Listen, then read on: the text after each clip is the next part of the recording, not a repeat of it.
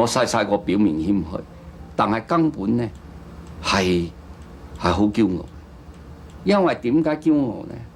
你人家喺度反嘅時間，你求學嘛，自己呢，大家都係受咁少嘅教育嘅同時，你日日睇到佢呢保持現狀，而自己呢日日個學問好咗，一樣咁樣做事打工好，我一路呢係上去。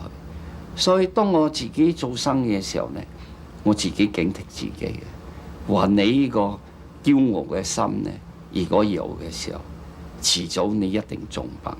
所以我先至做個公司名用做長工就係咁樣，長工不擇細流，即係唔嫌棄你細嘅河流細嘅泉水我都吸引你。如果唔係點能夠成為長工？